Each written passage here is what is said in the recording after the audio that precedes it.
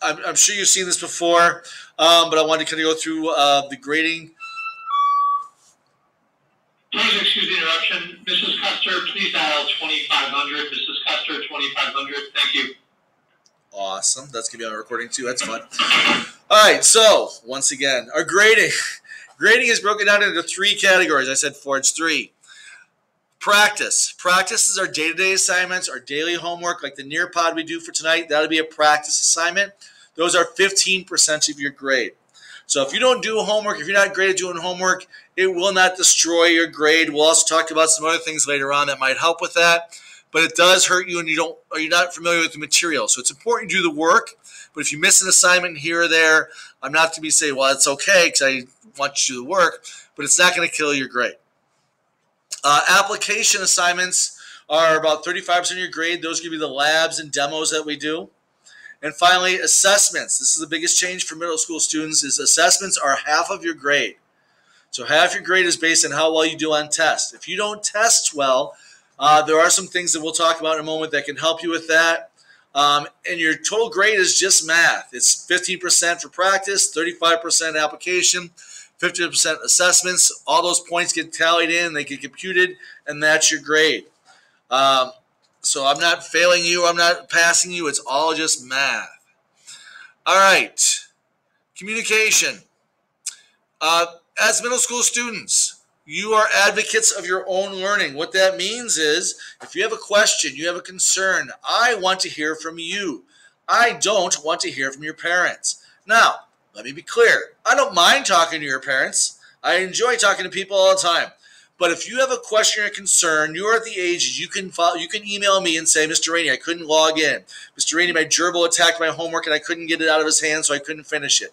Whatever thing you have going on, communicate that to me. If it's a bigger issue and I can't handle it, or if it's something that's beyond what I can do, then yes, we'll have parents involved and we'll talk to administration if need be. But for the day-to-day small things, please contact me. Email is the best way.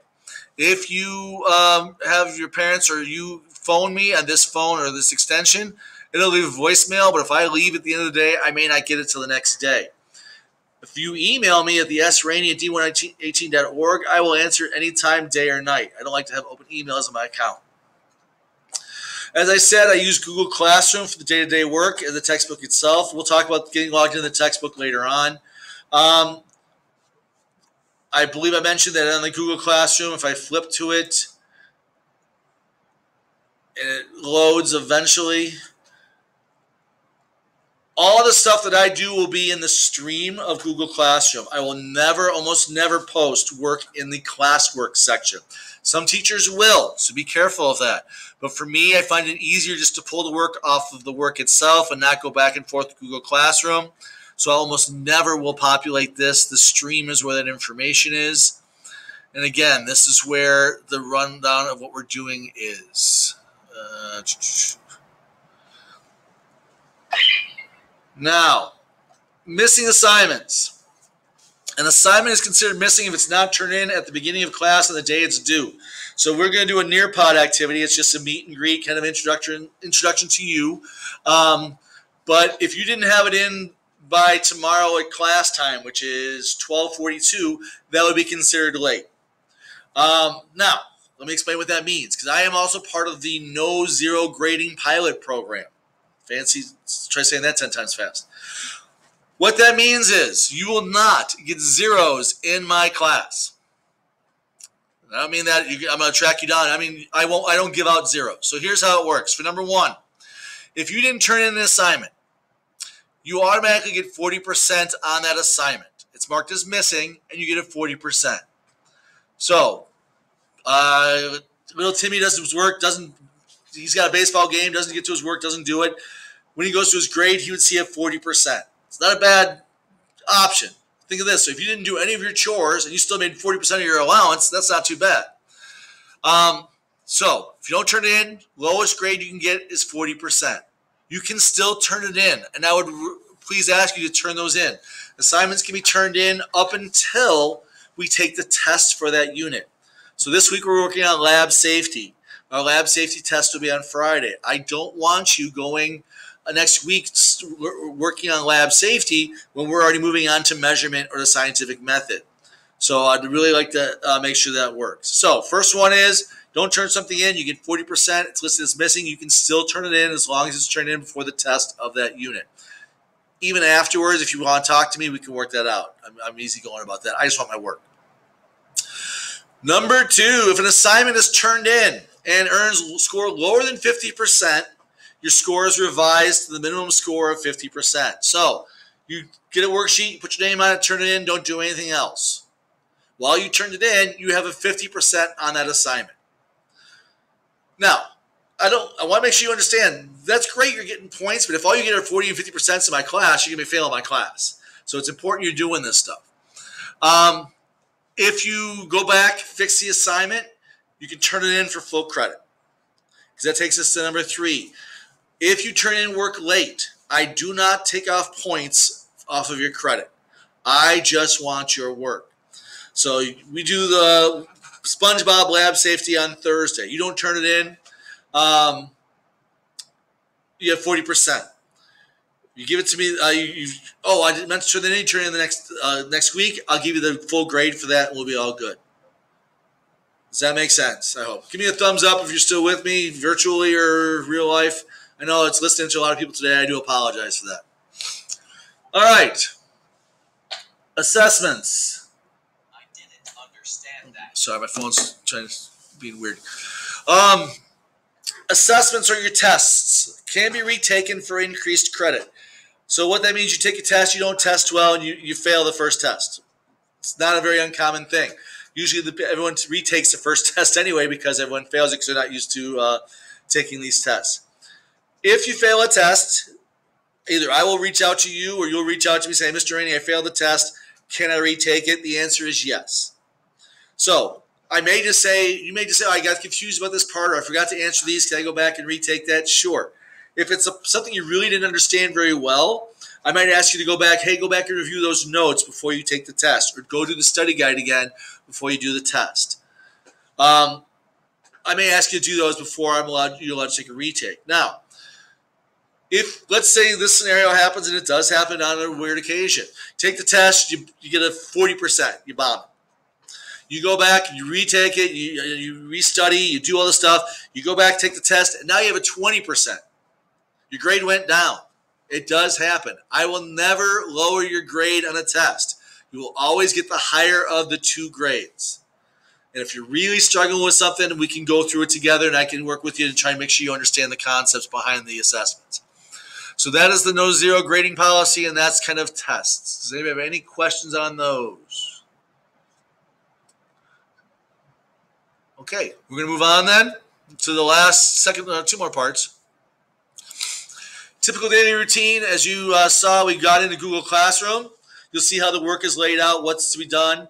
I will almost always videotape an explanation of, hey, this is what you're supposed to be doing. If you're confused, what's the homework, what's not the homework, email me.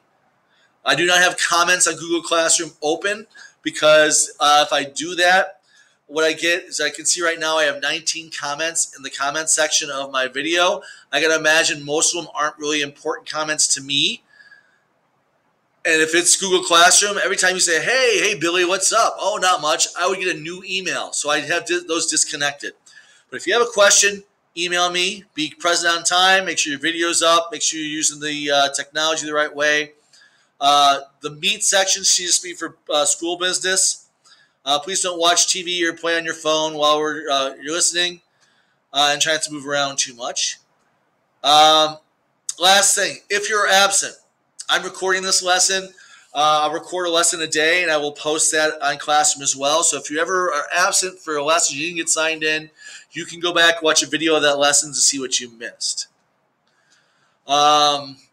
Finally, that's finally it. Okay.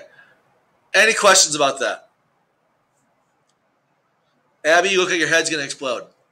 You okay?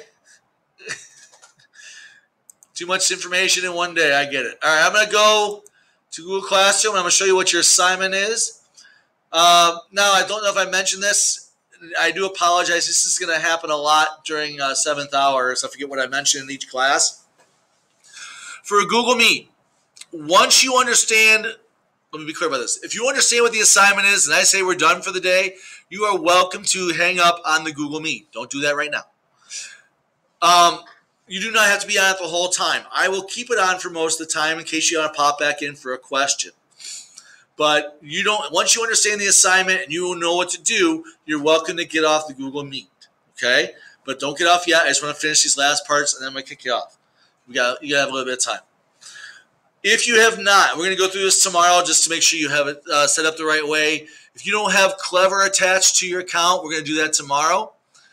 So you don't really need to have that because you can go on the tab here. On the very open top of my stream here of Google Classroom, I have a Nearpod, first day of class. And I also have a video lesson. This lesson here is just me going over what the Nearpod is. So how I filled it out. This one over here is your actual assignment. So when you click on that, eventually, in about 2 or 3 days, it will populate your screen. Oh, here we go. So eventually you'll get to this screen. Eventually is the key words here. Wow. You don't use your regular name, please. I don't need Zippy the Wonder Chimp. I'm trying to figure out who that is. Just use your regular name. I don't need another optional name. And then join the lesson and complete the activity. I don't think you need to submit this. I will get a record of it. And once you've completed it, it counts as a practice. You'll have a full credit practice grade for your first day of instruction. I'm going to go ahead and stop presenting it to find out if there's anybody. The code, if you're not sure, is YKRJT. Excuse me. But it should automatically populate when you link on that link. I'm going to stop presenting here real quick.